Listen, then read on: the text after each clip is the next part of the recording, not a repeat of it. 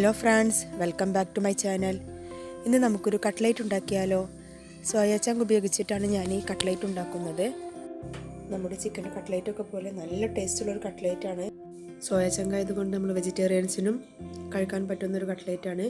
അപ്പോൾ നമുക്കിത് എങ്ങനെ ഉണ്ടാക്കുന്നതെന്ന് നോക്കാം. ഇതിനു വേണ്ടി ഞാൻ ഒരു 1.5 കപ്പ് സോയ ചങ്ക് എടുത്തിട്ടുണ്ട്.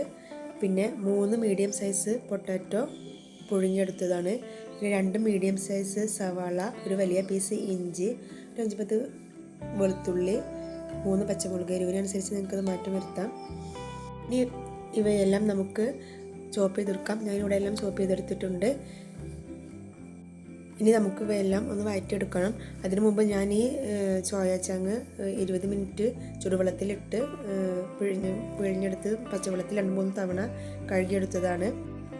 ഇനി ഇത് നമുക്ക് മിക്സിയുടെ ചെറിയ ജാറിലിട്ടൊന്ന് ക്രഷ് ചെയ്തെടുക്കാം. ഒരുപാട് അരഞ്ഞ് പേസ്റ്റായി പോകരുത്. 1-2 തവണ ഒന്ന് പൾസ് ബട്ടൺ ചെയ്തെടുത്താൽ മതി. ഇനി നമുക്കൊരു പാൻ അടുപ്പത്ത് വെച്ച് ചൂടാക്കി അതിലോട്ട് ഓയിൽ ഒഴിച്ച് നമ്മളെടുത്ത് വെച്ചിട്ടുള്ള സവാള ഇട്ടിട്ടൊന്ന് വഴറ്റി കൊടുക്കാം. ഞാനിവിടെ മീഡിയം സൈസുള്ള 2 സവാളയാണ് എടുത്തിട്ടുള്ളത്. ഈ സവാള നന്നായി ഒന്ന് വഴറ്റി കൊടുക്കാം.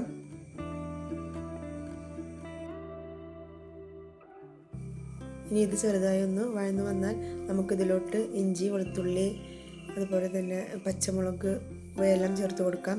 ഇവയെല്ലാം വളരെ ചെറുതായി അരിഞ്ഞെടുത്ത് ചേർക്കാൻ വേണ്ടി ശ്രദ്ധിക്കുക. ചോപ്പറുണ്ടെങ്കിൽ പിന്നെ വളരെ എളുപ്പത്തിൽ നമുക്ക് പണി കഴിഞ്ഞ് കിട്ടും.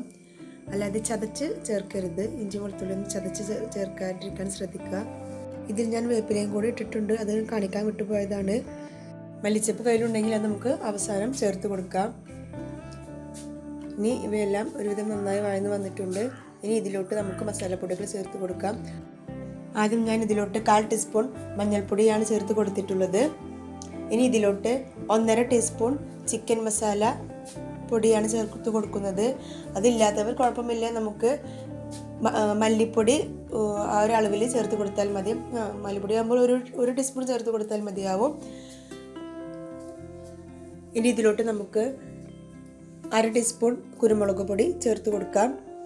അതൊക്കെ ഓരോരുത്തർ എരിവിനനുസരിച്ചിട്ട് പച്ചമുളകും കുരുമുളക് പൊടി മാത്രമാണ് ഇതിൽ ചേർക്കുന്നത്. അപ്പോൾ ഇത് രണ്ടും അങ്ങോട്ടും ഇങ്ങോട്ടും നമ്മുടെ ടേസ്റ്റിനനുസരിച്ച് മാറ്റം വരുത്താം. ഇനി ഇതിലോട്ട് 1 ടീസ്പൂൺ ഗരം മസാല പൊടിയും കൂടെ ചേർത്ത് നന്നായി ഒന്ന് ഇളക്കി യോജിപ്പിക്കാം. ഇതിലേക്ക് ഞാൻ മുളക് പൊടിയൊന്നും ചേർത്ത് കൊടുക്കുന്നില്ല.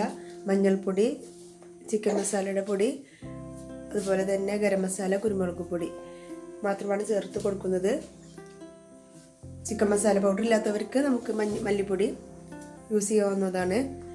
ഇതിവിടെ നന്നായി വഴന്ന് വന്നിട്ടുണ്ട്. ഇനി ഇതിലോട്ട് നമ്മളൊന്ന് ക്രഷ് ചെയ്ത് വെച്ചിട്ടുള്ള സോയ ചങ്ക് ഇട്ട് കൊടുക്കാം. ഒരുപാട് അരിഞ്ഞു പോവാതെ ശ്രദ്ധിക്കണം. ഇത് ഞാൻ ചുടുവെള്ളത്തിലിട്ട് വെക്കുമ്പോൾ അതിൽ കുറച്ച് ഉപ്പും കൂടെ ചേർത്ത് വെച്ചിരുന്നു. അങ്ങനെ ഉപ്പിട്ട ചുടുവെള്ളത്തിൽ ഒരു 20 മിനിറ്റ് വെച്ച് പിഴിഞ്ഞെടുത്ത് 2-3 തവണ പച്ചവെള്ളത്തിലും കൂടെ ഒന്ന് കഴുകി നന്നായി പിഴിഞ്ഞെടുത്ത് മാറ്റി വെച്ച സോയ ചങ്കാണിത്. ഈ പൊടിച്ചെടുത്ത സോയ ചങ്ക വന്നിട്ട് നന്നായി വഴറ്റി കൊടുക്കുക. ചെറിയ തീയിലിട്ട് നമുക്കൊരു 5 മിനിറ്റോളം ഒന്ന് വഴറ്റിയെടുക്കാം. അപ്പോഴേക്കും അതിലെ വെള്ളമെല്ലാം പോയി ഒന്ന് ഡ്രൈ ആയി വരും. ഒരുപാട് മൊരിച്ചെടുക്കേണ്ട ആവശ്യമൊന്നുമില്ല. ആദ്യം സവാളയും മറ്റു മസാലകളും വഴറ്റിയെടുക്കുമ്പോൾ ഉപ്പിടാൻ വിട്ടുപോയിരുന്നു. നിങ്ങൾ വഴറ്റിയെടുക്കുന്ന ടൈമിൽ തന്നെ ഉപ്പിട്ട് കൊടുക്കുക. പിന്നെ നമ്മൾ സോയ ചങ്ക് കുതിർത്തിയെടുക്കുമ്പോഴും ഉപ്പിട്ടിട്ടുണ്ട്. അതുകൊണ്ട് ഇവയെല്ലാം നന്നായി മിക്സ് ചെയ്ത ശേഷം ഉപ്പ് നോക്കിയിട്ട് വേണമെങ്കിൽ മാത്രം ചേർത്ത് കൊടുക്കാം. സോയ ചങ്ക് നമ്മൾ ഉപ്പിട്ട് വെച്ചിരുന്നെങ്കിലും നമ്മൾ 2-3 തവണ കഴുകിയെടുക്കുമ്പോൾ ആ ഉപ്പ് ചിലപ്പോൾ കുറഞ്ഞു പോയിട്ടുണ്ടാവും. അതുകൊണ്ട് ഈ ടൈമിൽ നോക്കി നമ്മൾ ചേർത്ത് കൊടുക്കണം. ഇതിപ്പോൾ സോയ ചങ്കും മസാലകളും കൂടി നന്നായി മിക്സായി ഡ്രൈ ആയി വന്നിട്ടുണ്ട്. ഇനി ഇതിലോട്ട് നമുക്ക് ചുടച്ച് മാറ്റി വെച്ച പൊട്ടാറ്റോ ചേർത്ത് കൊടുത്ത് നന്നായി ഇളക്കി യോജിപ്പിക്കാം.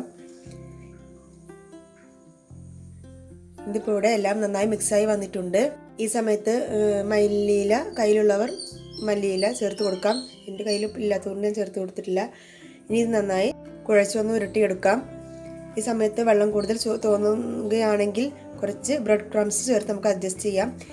ഇനി ഇവയെല്ലാം നമുക്ക് കട്ട്ലേറ്റിൻ്റെ ഷേപ്പിലാക്കി എടുക്കാം. ഇനി നമ്മൾ മറ്റുള്ള കട്ട്ലേറ്റ് ചെയ്യുന്നത് പോലെ തന്നെ കോഴിമുട്ട അടിച്ചതിലും ബ്രെഡ് ക്രംസിലും ഡിപ്പ് ചെയ്തിട്ട് നമുക്കിത് ഫ്രൈ ചെയ്തെടുക്കാം. ഇനിയിപ്പോൾ കോഴിമുട്ട വേണ്ടാന്നുള്ളവർ മൈദയും വെള്ളവും കൂടി കലക്കി ഒരു കട്ടിലൊരു മിക്സ് ഉണ്ടാക്കി അതിൽ ഡിപ്പ് ചെയ്തിട്ട് ബ്രെഡ് ക്രംസിലോ അല്ലെങ്കിൽ റസ്ക് പൊടിയിലോ ഒന്ന് ഡിപ്പ് ചെയ്ത് കോട്ട് ചെയ്തെടുത്തിട്ട് നമുക്ക് ഫ്രൈ ചെയ്തെടുക്കാം.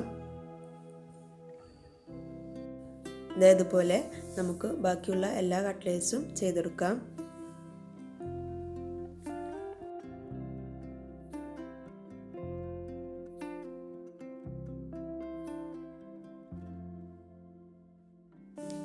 ഞാനിപ്പോൾ ഇവിടെ എല്ലാ കട്ട്ലേറ്റ്സും അതുപോലെ ചെയ്തെടുത്തിട്ടുണ്ട്. ഇനി നമുക്കിത് ഫ്രൈ ചെയ്തെടുക്കാം. അതിനായി ഒരു പാനിൽ ഓയിൽ ഒഴിച്ച് ചൂടാക്കി അതിലോട്ട് ഈ കട്ട്ലേറ്റ്സ് എല്ലാം ഇട്ട് ഫ്രൈ ചെയ്തെടുക്കാം. ഇതിൻ്റെ അടിഭാഗം മൊരിഞ്ഞ് വന്നിട്ടുണ്ട്. നമുക്കിതിന് മറിച്ചിട്ട് കൊടുക്കാം.